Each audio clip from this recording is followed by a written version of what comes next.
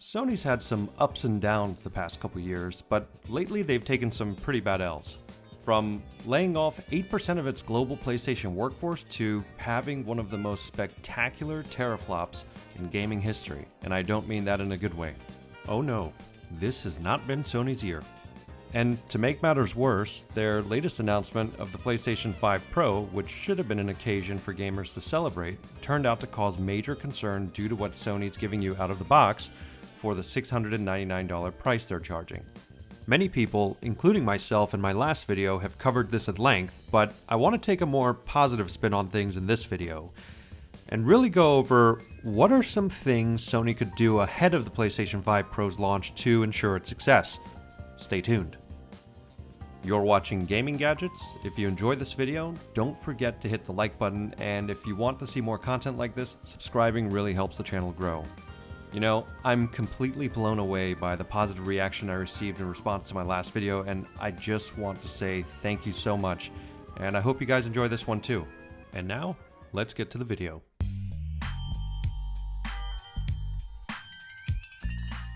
As consumers, it's our right to demand the best of all worlds. We want the best goods at the cheapest price possible without compromise.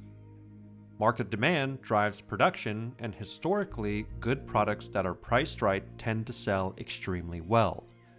For example, look at the Nintendo Switch.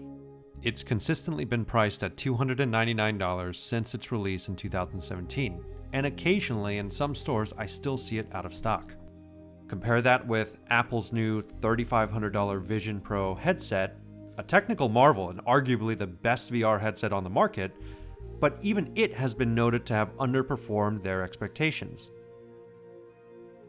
My point is, you can see that even if a product is great, the features and benefits compared to the price can really make or break its success, and that's where the PlayStation 5 Pro comes in.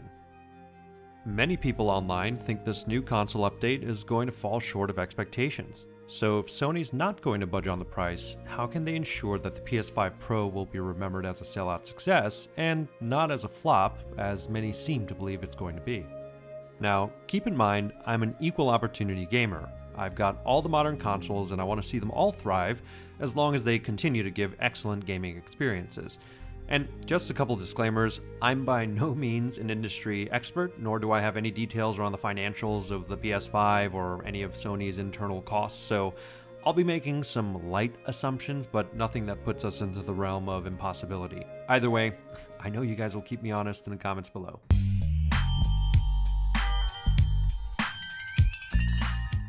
Alright, so this one was kind of immediately what I thought following the 9-minute tech demo video. I just asked that they give us a proper marketing video ahead of the holidays before this thing launches, instead of just the tech demo that we saw Mark Cerny give, which, again, it was very technically oriented. It wasn't that marketing, kind of fun, excitement-building video that you see like Microsoft and the Xbox team doing for a lot of their launches. The tech demo really just showed the big 3 new features, some gaming comparisons that, again, honestly, were really hard to tell the difference of where the enhancements are, but I want to know a lot more about the console, more gameplay comparisons, maybe some better gameplay comparisons where you can really see the difference. Talk about the hard drive space, why they went with the decision to do away with the disk drive for this launch, and why it would be beneficial to go with the digital-only version over a disk drive version. Who knows, maybe the PlayStation 5 sold more digital editions over the disk drive edition, so why not mention something about this? I'll give a real-world example of a company taking away a beloved feature that everyone's used to and what they did to pad things over. In 2016, the internet lost its collective mind when Apple launched its new iPhone 7 without a 3.5mm headphone jack. And now if you wanted to plug your headphones into this new device, you had to use a ridiculous dongle, and oh by the way, you couldn't charge your phone while listening to something.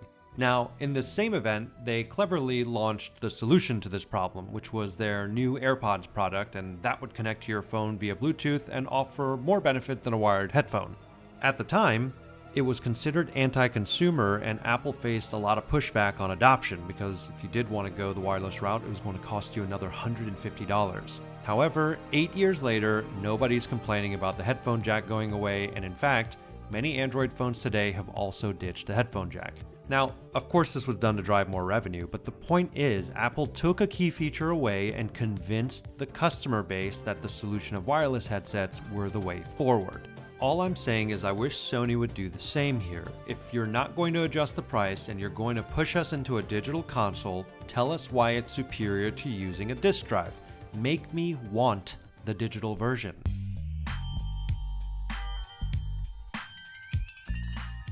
Okay, guys, this is an easy one, a low-hanging fruit. Naturally, you might be thinking, oh, well, if they just give the disk drive as a free add-on, or if they bundle it with the PS5 Pro and maybe put a small markup on it, it'll smooth things over. But I'm talking something even simpler. Just give us the vertical stand. I'd say a good 50% of comments bashing Sony over the PS5 Pro's price is that the thing doesn't come with the vertical stand standard in the box. It's amazing how something so small could go such a long way. Honestly, I mean, it's like going to a restaurant and being charged extra when you want to put your food onto a plate. And what's with this vertical stand sold separately text that they put onto every page that has the pricing of the PS5 Pro? I mean, isn't that an eyesore alone to look at, like you're trying to draw attention to your console? But hey, don't forget, vertical stand sold separately. Don't get too excited. It's $700, but that stand, if you want to see that Dubai Tower looking machine sitting on your console, that'll be another $30. And if profit margins are so thin that you can't include a stand that might cost, what, $5 or $10 to produce, then I'm concerned about the rest of my list.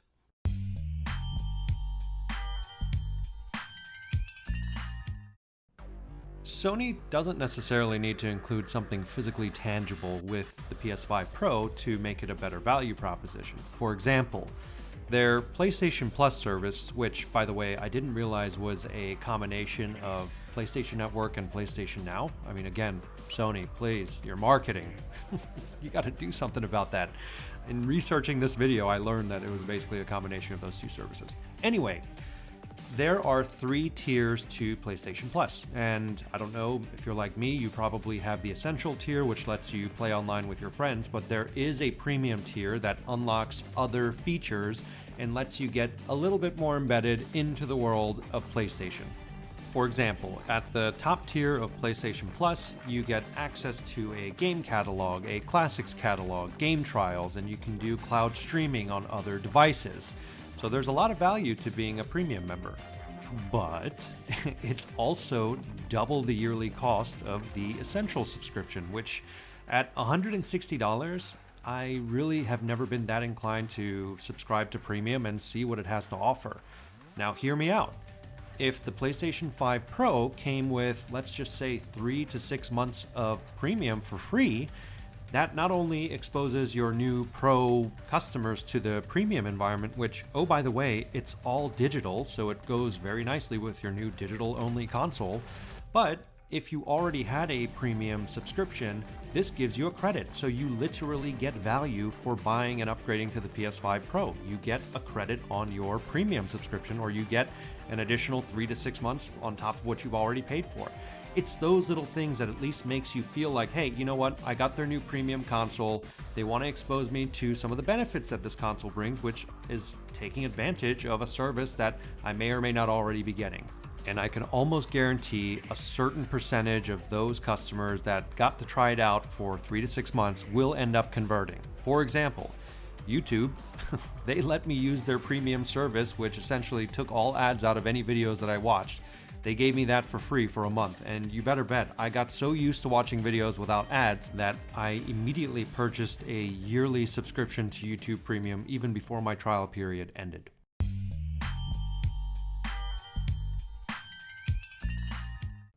Okay, now this is a stretch and it's most likely the most costly idea on this list, but I think it would have been quite the power move for them to include a DualSense Edge controller with your PS5 Pro. I have a DualSense Edge and it's by far my favorite controller that I've ever used. I haven't tried out the Xbox Elite Series 2 yet. In fact, I do have an unboxing video planned on that in the near future. And there's no denying that the DualSense Edge is a $200 controller, but imagine one that's kind of toned down a little bit, similar to the Xbox Elite Series 2 Core.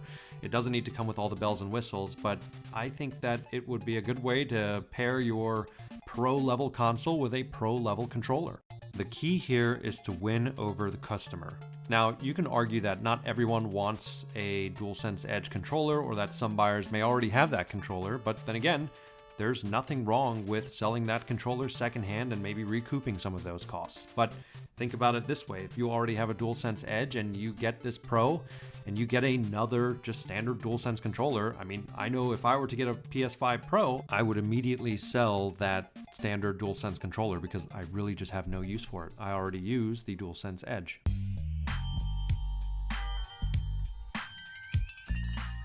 And before I get to my final point, there's a phrase that goes like this: if you build it, they will come.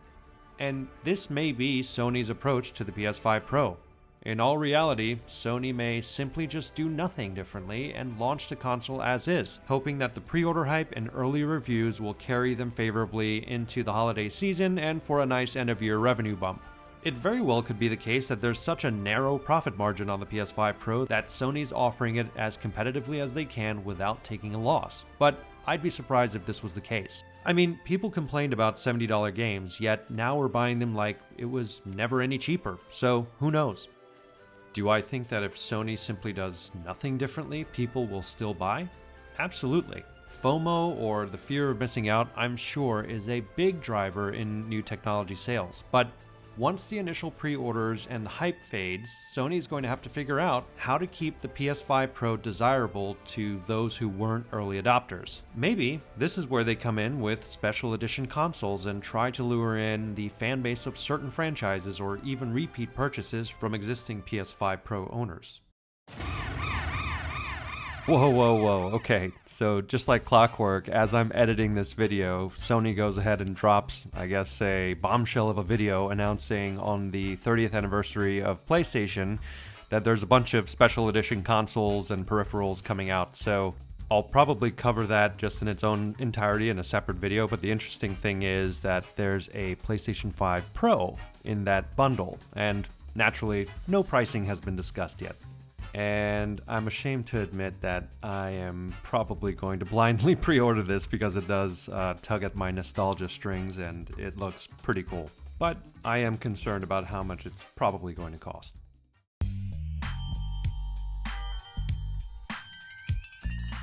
And finally, nothing on this list carries more weight than this option.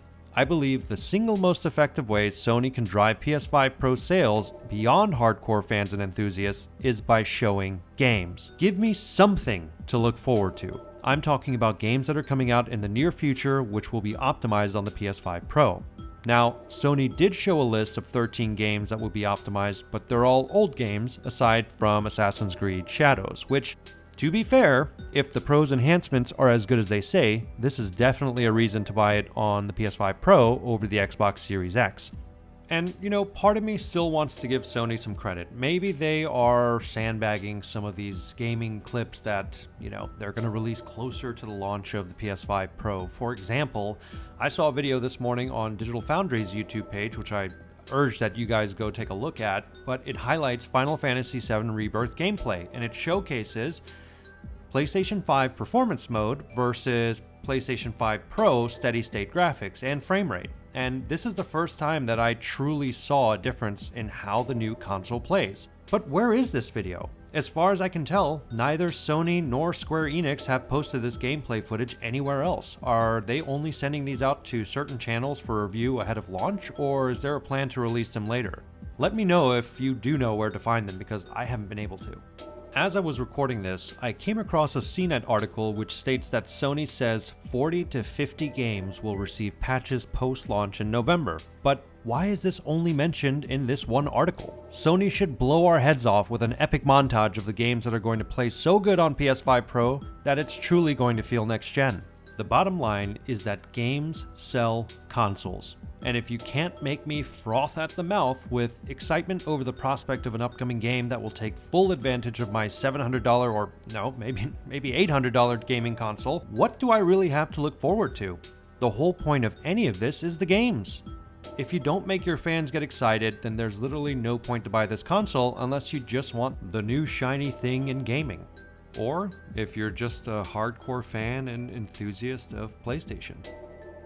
Alright guys, well, those are my thoughts on how I think Sony could prevent the PS5 Pro from being an actual flop. But let me know if you think any other ideas would ensure the success of the PS5 Pro at launch and beyond. Or if you think that all hope is lost and this thing is really not going to do well, I want to know that as well. Hopefully, if you made it this far, you enjoyed the video, and if you did, please don't forget to hit that like button, and if you want to subscribe to the channel to see more in the future, I'd really appreciate it, and it helps us grow. Until next time, take care.